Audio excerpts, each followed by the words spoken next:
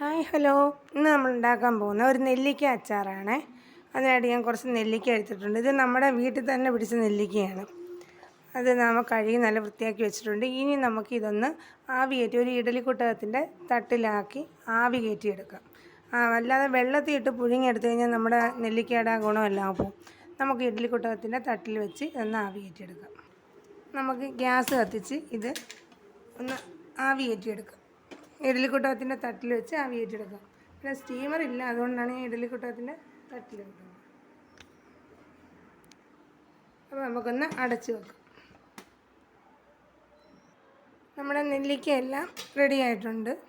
ഇനി നമുക്ക് ഇതിനുള്ള അരപ്പ് റെഡിയാക്കാം.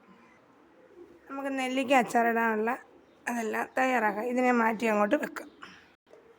ഇനി നമുക്ക് അച്ചാർ തയ്യാറാക്കാം. അതിനായിട്ട് ഞാനൊരു കടായി എടുത്ത് ഇതിനകത്തോട്ട് വെച്ചിട്ടുണ്ട്, ഗ്യാസിലോട്ട് വെച്ചിട്ടുണ്ട്. അച്ചാറിടാൻ എപ്പോഴും നല്ലെണ്ണയാണ് നല്ലത്.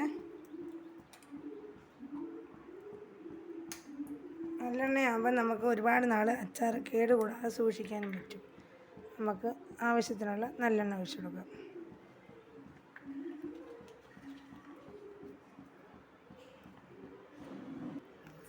എണ്ണയൊന്ന് ചൂടായി വരുമ്പോൾ നമുക്കതിലേക്ക് കടുകിടാം.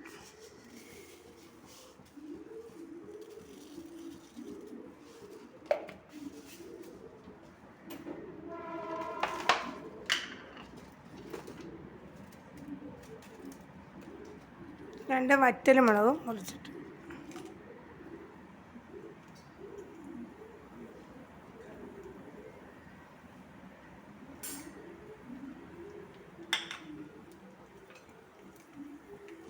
മുളകും കടുവൊന്ന് പൊട്ടി വരട്ടെ. മുളകിൻ്റെ കളറൊന്ന് മാറട്ടെ. സിമ്മറി ഇടണേ. പിന്നെ ഞാൻ നേരത്തെ പറയാൻ മറന്ന്, അതിനകത്ത് കുറച്ച് നമ്മൾ വെളുത്തുള്ളി വേണം, പച്ചമുളക് വേണം, കറിവേപ്പില വേണം. നമുക്ക് കുറച്ച് കറിവേപ്പിലയും കൂടെ വേണം.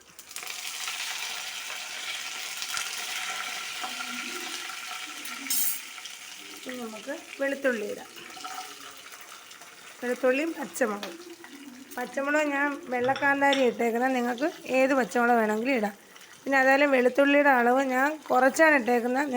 നിങ്ങൾക്ക് വേണമെങ്കിൽ കൂട്ടുകയോ കുറയ്ക്കുകയോ എന്താണ് ചെയ്യാം. വെളുത്തുള്ളിയുടെ കളറൊന്ന് ചെറുതായിട്ടൊന്ന് മാറി വരട്ടെ. നമുക്ക് എന്നിട്ട് അതിനകത്തോട്ട് മുളക് പൊടിയൊക്കെ ചേർക്കാം, പൊടികൾ ചേർക്കാം.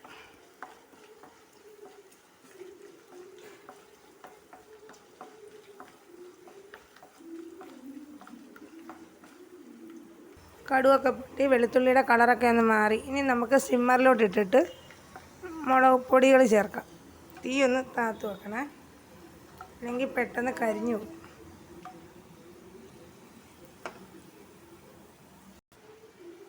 നമുക്ക് മഞ്ഞൾപ്പൊടി ഇടാം. മുളക് പൊടി ഞാൻ കാശ്മീരി മുളകാണ് ഇടുന്നത്, ഒരു 2 സ്പൂണ്. കുറച്ച് ഉലുവാപ്പൊടി,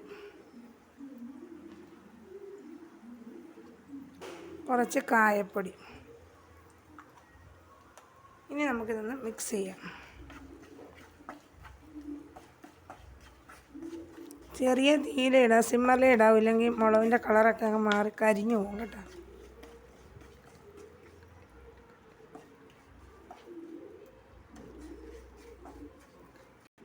മുളകിൻ്റെ പച്ച മണമൊക്കെ പൊടികളുടെയൊക്കെ മാറിയിട്ടുണ്ട്. ഇനി നമുക്കിതിനേക്ക് കുറച്ച് വിനാഗിരി ചേർക്കാം.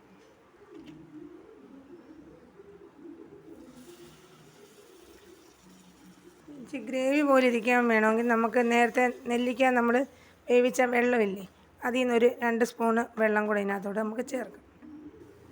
കുറച്ച് ചൂടുവെള്ളം, നമ്മൾ നെല്ലിക്ക നേരത്തെ വേവിച്ച വെള്ളം ഉണ്ടല്ലോ, അതും കൂടെ ചേർത്ത് ഒന്ന് മിക്സ് ചെയ്യണം. പിന്നെ ഇതുവരെ നമ്മൾ ഉപ്പിട്ടില്ല, ഇനി ഉപ്പൂടെ ചേർക്കണേ.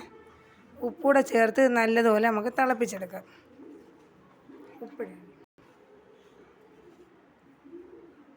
ആവശ്യമായ ഉപ്പിടാം.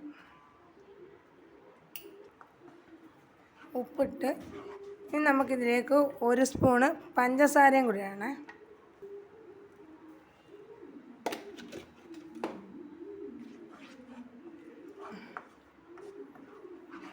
അതിനുശേഷം നമ്മൾ നേരത്തെ പുഴുങ്ങി വെച്ചേക്കുന്ന നെല്ലിക്ക നമുക്കിതിലേക്ക് ചേർക്കാം.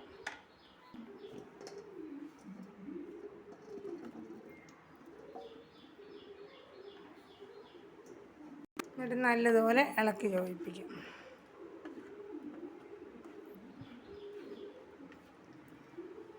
ഈ സമയത്ത് ഉപ്പ് വേണമെന്ന് നമ്മൾ നോക്കുകയാണ്. ഉപ്പൊക്കെ വേണമെന്നുണ്ടെങ്കിൽ ഇച്ചിരി ചേർക്കുക. നല്ലതുപോലെ ഇളക്കി ഇനി നമുക്ക് ഗ്യാസ് അങ്ങ് ഓഫ് ചെയ്യാം. കാരണം നെല്ലിക്ക വെന്തതാണല്ലോ. മിക്സ് ചെയ്യാം. നമുക്ക് ഗ്യാസ് ഓഫ് ചെയ്തിട്ട് നമുക്ക് മിക്സ് ചെയ്യാം.